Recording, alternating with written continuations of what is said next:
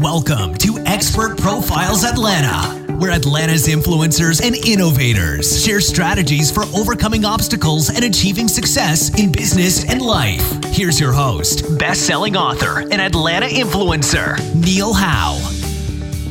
Hello and welcome to the show. This is your host, Neil Howe, and today my special guest is Connie Carlson. She is the CEO of Live Love Atlanta. She is a realtor and a broker based in Cobb County in the Marietta Square. And we're going to hear all about what's going on with real estate in Northwest Atlanta. So welcome to the show, Connie Carlson. Thanks for having me, Neil. This is going to be fun. Definitely. Well, tell us a little bit about yourself, how you became a realtor and broker, and tell us about Live Love Atlanta as well. So I actually got into real estate residential sales about 15 years ago. My kids went off to middle school and grade school, and I felt like my only job was cleaning the toilets and felt I had gone to college to do more than that. So decided that being a real estate agent might give me the freedom and flexibility I needed to be a mom as well. So I got into that in 2004 and quickly it really took off. By the second year, I was the number one individual producer at Keller Williams in West Cobb. So my little part-time mommy gig took off pretty quickly. And I think that the reason that was I really marketed to my sphere of influence and was committed to providing them a higher level of service than I think most people are used to. And so time went on, and in 2007, I started to see some things happening in the market that were starting to scare me, and got the opportunity to be a managing broker at the Keller Williams office in Dunwoody, Georgia, which was a phenomenal opportunity. A lot of my friends will tease me that I was the only one smart enough to move to a salary position when the market crashed. Mm-hmm. But it was a hard time. I mean, holding up agents that were losing everything was hard. But I learned a ton through the organization I was working with. But I was also driving from Powder Springs to Dunwoody, which if anybody does that, can be a long haul sometimes. And so decided in 2010 to get back into residential sales, popped right back into it, was number one in my office that year as an individual producer, and made the top 10 in Cobb County that year. So then as things moved on, I decided to kind of build a real estate team. And if people are familiar with real estate and how brokerages work, sometimes one agent will be really successful. And so they'll hire agents to basically help them and promote their team and help them grow their business. And that's what I did, to the point where we ran out of space for our team at the Keller Williams office. And at that time, we were given the opportunity to open up what's called a mega agent office. And I decided that I wanted to move down to the Marietta Square. And I kept asking my clients, where were they going to move after I sold their home? And they kept saying to the Marietta Square area. So I said, well, it looks like that might be a good place to put a business. Mm-hmm. So I opened this office 3 years ago as a Keller Williams office. And about 8 months into it, the agents who were on my team, which at the time was 4 agents, said, hey, we should open up our own brokerage, or you should open your own brokerage. Right. And so I did it for them, really, which probably looking back on it isn't the right reason. You know, if you're going to open a business, you have to have a pretty strong reason why you want to do it before you do it. But through some coaching that I had, really did develop our USP and really what sets us apart. So we opened up Live Love Atlanta almost exactly 2 years ago. At the time, we had 4 agents, and now we have, by the end of the week, we'll probably have close to 28 to 30 agents. Wow, that's tremendous. Congratulations. Yes. So pretty proud of where we're at. We're very selective on who we bring into the brokerage. We say on our window, we're a boutique brokerage. So we are looking for the highest quality of agents that we can have, full-time professionals that are willing to do the work to provide a higher level of service, just like you would expect from a boutique company. Mm. So who is it that you help then? Obviously, having 28 agents, is you're really helping these agents get everything together, and you as their broker are there to guide them. But is that your main business, or is it actually selling real estate? So if anybody is listening and they've opened their own company, they probably know that you have to, at the beginning, wear many hats. Mm-hmm. So right now I am still probably 50%, probably close to 60 or 70% of my time is spent working with my clients who are looking to buy and sell real estate in Northwest Atlanta area. And the other 60 to 70% of the time, I am helping the agents grow their business. So you add those two together, and I'm working more than 100%. But I love what I do. My husband is going to be joining me this year, so hopefully he can take over a lot of the sales side, and I can really be focused on growing the company. Excellent. Now, you were a number one agent before you started your own brokerage. Tell me what it takes to be a number one agent. You mentioned that you really worked your sphere of influence. If there's agents that are struggling to get the sales that they want, what would you recommend to them? So the first thing I say is, if you're just starting out or you're relaunching your business, you need to really work. And I know that sounds very cliche, but most agents get into real estate for 3 reasons. They want freedom, they don't want a boss, they want flexibility in their schedule, and they want the financial returns that they think are going to come through real estate. And the problem is that they enjoy their freedom and their flexibility so much that they never get to see the financial returns. And that's where so many agents fail, is they're so used to working in an environment where someone's saying you have to be in at 8 o'clock and you have to work till 5 o'clock and you get a 1 hour break. And in the meantime, this is what I expect to be done. And when they're given their own freedom, they don't know what to do, honestly. So I tell new agents getting in, one, the first day you get your license, you have a job, and you should work 9 hours, 3 hours learning and training, 3 hours in training, 3 hours working on your business in terms of, okay, you took the training, now implement what you learned, create that presentation or set up that CRM, and then 3 hours every day lead generating for business. A lot of realtors get into the business because they love houses or they watch HGTV, and that's not what a real estate agent is. Your main job as a real estate agent is to generate business. And that's a hard part for people to understand. We provide great customer service, but we don't eat if we don't lead generate. Right. And that is the same for all businesses. You have to get out there and you have to attract people to yourself or go out and meet them somehow to get their attention, not just in real estate. But yeah, I do believe that a lot of people get into the real estate business and just think that, well, I've got my license now, people should be calling me. Yes. But you really said you worked your sphere of influence. Tell me a little bit more about that.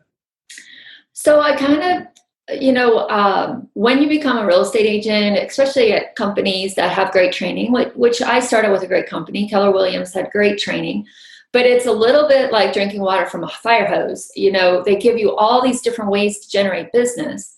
And I kind of relate it to when I would clean the hamster cage. I would put our hamster in this round ball while I was cleaning his cage, and he would roll around on the floor, and he would always go underneath the desk. And when he went underneath the desk, he would exert a lot of energy running from one corner to the next corner of the desk, but he never went anywhere. Mm-hmm. And it's the same way with real estate agents, is they try for sale by owners for a day. Well, that didn't work. So I'm going to try door knocking for a day, and that didn't work. And, they're expending all this energy and they're never really focused on one main thing. I focused on my sphere of influence. I said, until I've mastered this marketing technique, I think of like a horse with blinders on. Like, I'm not going to look outside of my periphery at any other options. I'm just going to focus on one thing. So I really focus on my sphere and then my little micronism sphere of the neighborhood I lived in. And I used a program where every month I sent them an item of value. I called on a consistent basis. I wrote personal notes. I had housewarming parties, client appreciation events, and just always providing value and just touching, because the average agent, they'll ask buyers or sellers at a closing table, how likely are you to use your agent again? I think the National Association of Realtor statistics says 86% of them said they would, but only 10 or 12% of them actually do. Mm-hmm. And it's not the buyers or the seller's fault. It's not the customer. It's the agent. The agents, after the closing, they never talk to that person again. They don't even, the client doesn't even remember who their agent was. Yeah, that's not good. You want to be memorable and there and be seen as their advocate for, getting the right deal at the right price. So you definitely want to keep in touch. That's what having a sphere of influence is all about. And I think just putting a resource for somebody who does own a home, because maybe they want to refinance, or maybe, hey, we need new gutters. You have a gutter guy. We've got all these connections, so we can give those resources out too as they're going along. Mm-hmm. All right. So tell me about Live Love Atlanta and why it is unique. You said it's a big boutique store. Why is it different than all the other brokerages out there? So in terms of how, there's two different ways we can look at what makes Live Love Atlanta different. In terms of the consumer, as far as buyers and sellers and homeowners, the thing that makes us different and is just the level of service. And I know that sounds a little cliche, but I spent 15 years developing. I'm very systemized. I have a very systemized way that we manage a transaction from start to finish. So if you go on Zillow and just Google Connie Carlson, Live Love Atlanta, we have hundreds of 5-star reviews of people saying we never had to worry about what was happening, because through the whole process, they kept us informed. They gave us great videos, about what to expect. They did phenomenal photography. They had a professional stager come in, first class from start to finish. And so that's why we keep getting repeat business and referrals, because our goal is to provide extraordinary service, something that's above and beyond what's normal. And so that's where I took that system and I try to find agents who want to learn that and offer that to their clients. And so that's really what separates us. It's hard to do that level of training for masses. If you're an individual agent and you come in here, there's only 28 other agents that are vying for my time, which if you're with a big company, if that company has 300 agents in that office, what do you think your one-on-one help is going to be? Not a lot. And the other thing that probably separates us far from most of the other larger companies is we have a level of collaborativeness in our company. Each agent is an individual contractor. However, we are all working together for the common good, and we have created some friendships here that will live long past our work. The agents babysit each other's kids. They go on trips together. The level of just community that we have within our small company is something I value. Definitely. Now, tell me about the reason that you stay in the Northwest Atlanta area, because it seems with the success that you have, you could expand to the whole city. And maybe we will. Mm-hmm. But like I said, I am burning the candle at both ends right now. I'm excited for my husband to join me because I think that will give me more time and opportunity to look at other opportunities. One of the markets I'm moving into next is probably Woodstock. But if the opportunity came and a right agent with the great leadership potential came along and said, hey, I'd love to open something up in Sandy Springs or, Alpharetta, I would definitely be open to that. What does it mean for your clients to know that you are based just in this Cobb County area right now? Does it go back to what you were saying earlier, where you specialized in this one area of marketing and mastered that first? Are you seen as the master of this Cobb County area? Yes, I think that is a fair assessment. Every one of the agents here live in the area. That's why I said I've got a few agents that are up in Woodstock who, specialize in that area. So I feel like I've met agents who've had companies they worked at where the company would send them all over Atlanta. And in our contract as a realtor, when you contract us, it says we have a fiduciary duty to do what's right for you. Mm-hmm. And if you come to me and you said, hey, I want to buy a home in Stone Mountain and schools are really important to me and my family, how am I doing you a fiduciary duty trying to find you a good school in Stone Mountain when I know nothing about Stone Mountain, not any more than you do? So the right thing to do is to refer you to somebody who's a professional in Stone Mountain, Georgia. So that's why we haven't expanded. We want to focus on this, make this phenomenal, and then if the right opportunity comes along, then we'll take it. So tell me about Cobb County. Now, I'm based in Cobb County, and I've lived here for the last 23 years myself, so I know it pretty well. But what is so great about Cobb County in this area, and why are people moving here? Because, initially we moved out to Cobb County, which was 20 years ago, because you could get a nicer house for less money. And I know if you are trying to find a great place in downtown Atlanta right now, it is hard. I mean, you got to get your checkbook out. And if your dream is a 2-car garage with a fenced backyard that has room for a swimming pool and 4-car garage, 4 bedrooms and a finished basement, and your budget is $350, good luck finding that in Atlanta or Alpharetta or Johns Creek. That Cobb still has affordable housing. So does Woodstock, so does Canton. We still have affordable housing, which is great. The schools are all fantastic all around the area, as well as now, I don't know if you've ever heard of the term suburban, but it is a blend of the word urban and suburban.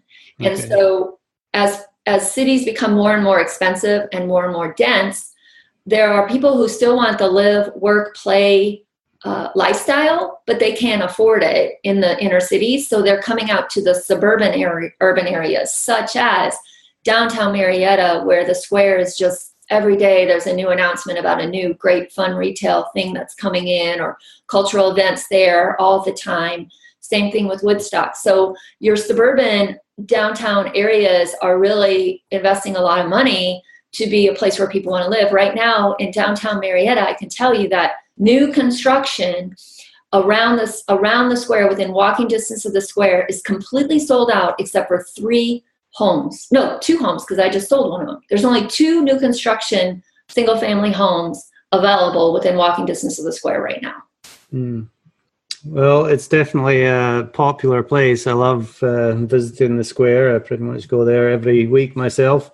Australian bakery is one of my places I like to go. Yeah, macaroons are to die for. Yeah, they are. So tell me about the difference that the new stadium has made to Cobb County. Well, I was just there Saturday night, and I can tell from personally, it's just great when you can take a $10 Uber ride and it drops you off right at the stadium. So my 22-year-old son, who's at KSU, used to go into Buckhead with his friends, and now they go to the Battery. It has become the place for people to go for entertainment. And that's great, because Cobb County really didn't have anything like that before that came along. Mm-hmm. And every time I go down there, I'm just amazed at all the options that they have and the housing down there. I've been told that everything from the Braves Stadium up to Emerson, where I think it's Lake Point, is going in, and through Marietta Square is considered the golden corridor for retail and commercial development right now. That it is just, it has had a great positive impact on Cobb County, and the people living there are all very, very happy about it. Great. And how has that affected home prices and availability? So that's a hard question, because how do you alienate that? If everything else had been static, then we might be able to, but the market nationally has improved so much. The market here in Cobb County is thriving right now. Prices have been going up for years now. So how do I say that was as a result of the Brave Stadium or as a result of the economy and what's going on in the economy? I don't think it's hurt it, but to try to alienate anybody who can, I was an appraiser for 9 years. It's just impossible to alienate something like that, Right. So talk to me about some of the mistakes that people make when they're looking for an agent or a broker to work with.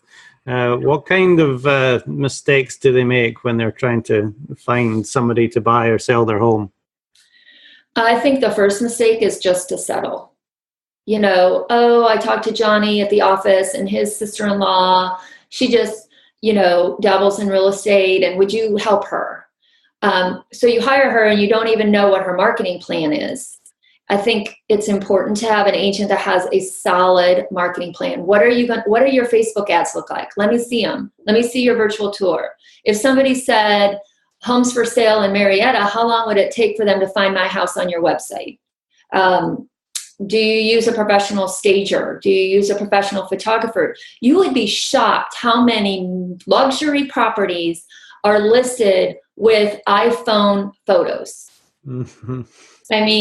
So I think the biggest mistake people make is that they choose an agent who has no experience and has no marketing plan. So marketing is super important. The other thing is, whether you're buying or selling, is an agent who can handle problems. So the hard part becomes not necessarily getting it under contract, but once you're under contract, getting it to the closing table and having an agent who knows how to solve problems, who is smart. We can get a real estate license with a GED. You don't have to be that intelligent to get your real estate license, and yet people are hiring people who are going to sell their largest asset and don't necessarily know what they're doing. It is pretty scary that when you're dealing with the largest purchase of your life and there seems to be, a push from friends and family. It's I don't know if it's the same now since the crash, but before it was everybody had some close relative that was a real estate agent, and there can be some hard feelings if you choose to go with somebody else. How do you get over that? So the hard part, if your relative has a great track record and has a marketing plan, then by all means work with a relative. I work with a lot of my friends, and I treat them with the same level of respect I would somebody who I didn't know. But if you have, my suggestion is, if your sister is a realtor but she hasn't ever sold a home, perhaps she could get a referral fee from the agent you hire.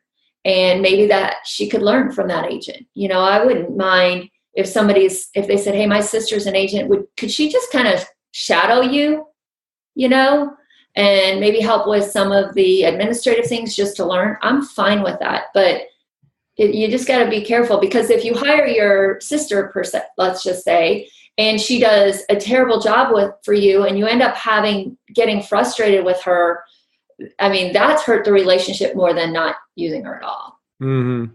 I think David Ramsey says, never borrow family money to your family, because as soon as you do, it changes the relationship. Yeah. And there's a lot to be said for that. Yes, definitely. So can you share with us an example, Connie, of anybody that really stands out in your mind who you've helped over the years?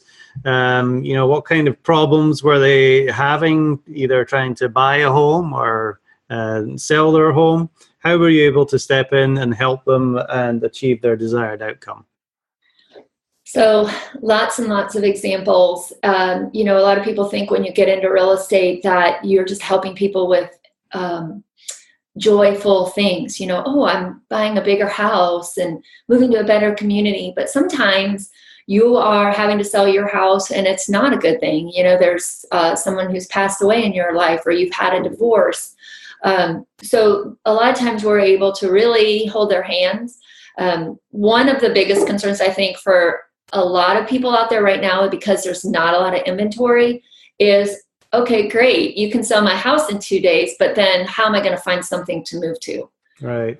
And I think that's our biggest fear in the market right now. I had a couple, the one thing is I've never had anybody be homeless. I tell them that it's like, I feel that everything happens for a reason, and a little spiritual on that respect. And so we have to step forward. We put their house in the market. We make it look great. And at the same time, we're looking for properties. And it just always seems to work out. We had a couple, he's a friend of mine, and he had 3 boys, and they wanted a larger home. Of course, we put his house on the market. We staged it. We had it professionally photographed. We did a drone of his big backyard. And sure enough, it sold in 24 hours for more than the list price with multiple offers. But we were able to, it just like the right house came along. I mean, the first house he went in, he was trying to think, oh, okay, I think we can make this work. We could do this, we could do that. And I told him, I said, hey, JD, I said, this isn't the house for you.